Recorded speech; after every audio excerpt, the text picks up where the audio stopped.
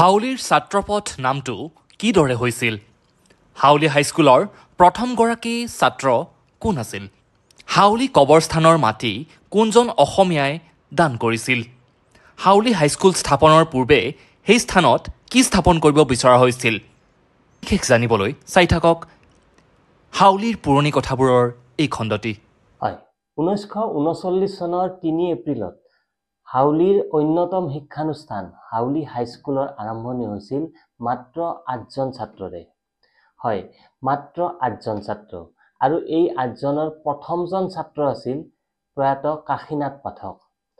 আৰু কাশীনাথ পাঠকৰ লগতে আন কেইগৰাকী ছাত্ৰৰ মই নাম কৈ দিছোঁ: জয়নুদ্দিন আহমেদ, কালীচৰণ নাথ, আলতাফ হুছেইন, ভুৱন নাথ, আমিৰ হুছেইন, হবিবৰ ৰহমান আৰু মানিক বড়ো। এতিয়া ক'ব খুজিছোঁ হাউলি হাইস্কুলৰ স্থাপনৰ সময়ত, অৰ্থাৎ বৰ্তমানৰ পৰা ধৰক 85 বছৰমান আগতে সেই স্থানখিনি কেনেকুৱা আছিল, ইয়াৰ এক বৰ্ণনা মই দিবলৈ খুজিছোঁ।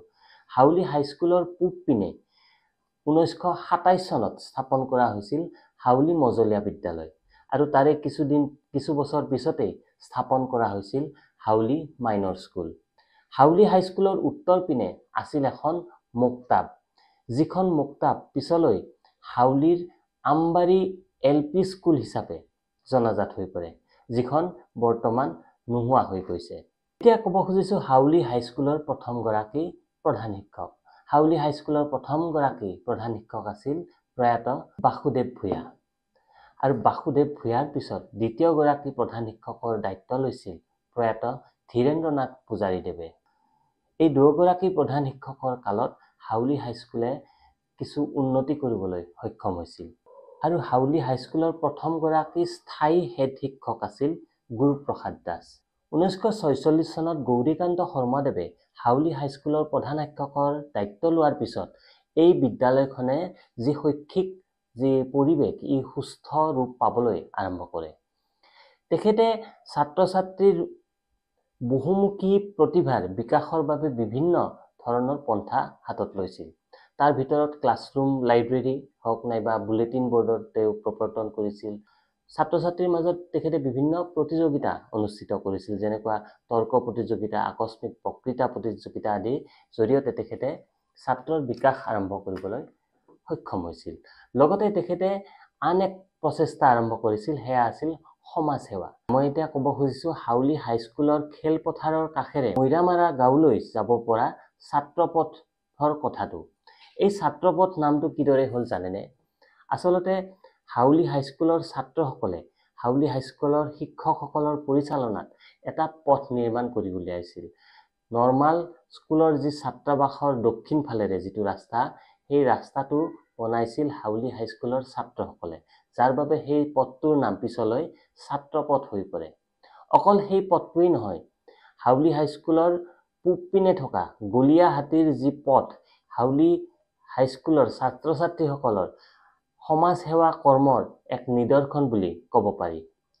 হাউলি হাইস্কুল স্থাপনৰ পূৰ্বে সেই স্থানত কি স্থাপন কৰিব খোজা হৈছিল, তাৰ বাবে আমি জানিব লাগিব এগৰাকী অতি বিদ্যুৎসাহী, দূৰদৰ্শী চিন্তাসম্পন্ন এজন দানী ব্যক্তিৰ নাম আমি ল'ব লাগিব, আৰু তেখেত হৈছে লোহিত চন্দ্ৰ ভূঞাদেৱ। 1915 চনমানত তেখেতে হাইস্কুলৰ দক্ষিণ পিনে তেখেতে বসতি কৰিবলৈ আৰম্ভ কৰে। তাৰ আগতে তেখেতে কৰ্মসূত্ৰে কলকাতাত থাকিছিল। এই 7 বিঘা মাটিত তেখেতে পোনপ্ৰথমে মহিলাসকলৰ সেৱাৰ্থে এখন বিধৱা আশ্ৰম খোলাৰ পৰিকল্পনা কৰিছিল।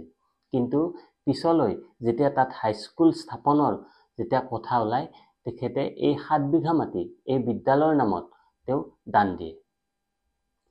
অকল সেয়াই নহয়, তেখেতে য'ত বসতি কৰিছিল তাৰ পশ্চিম পিনে এখন সুবৃহৎ এখন বাগান তেখেতে বনাইছিল, আৰু সেই বাগানৰ কাষতে যেতিয়া নৱাগত মুছলমানসকলক যেতিয়া এখন কবৰস্থানৰ কাৰণে যেতিয়া স্থান লগা হয়, তেখেতে 40 বিঘা মাটি এই কবৰস্থানৰ বাবে তেখেতে দান দিছিল। আৰু সেই 40 বিঘা মাটিতেই বৰ্তমানো হাউলিৰ যিখন কবৰস্থান, হাউলি টাউন যিখন কবৰস্থান, সেই কবৰস্থানৰ মাটিখিনি তেখেতৰেই দান। 1982 চনত যেতিয়া হাউলি হাইস্কুলত যেতিয়া ছাত্ৰৰ যেতিয়া নধৰা হ'ল, যেতিয়া সংখ্যা বৃদ্ধি পাবলৈ ধৰিলে, তেতিয়া এই কবৰস্থানৰ এটা অংশত হাউলি আজাদ হাইস্কুল স্থাপন হয়। হাউলি হাইস্কুলৰ যেতিয়া স্থাপন কালৰ যেতিয়া প্ৰথমগৰাকী সভাপতি আছিল নুৰ মহম্মদ খান আৰু সম্পাদক আছিল প্ৰয়াত দীননাথ চৌধুৰী আৰু সহকাৰী সম্পাদক আছিল এই বিদ্যালয়খনৰ গুৰি ধৰোঁতা প্ৰয়াত যাদৱ চন্দ্ৰ দাস।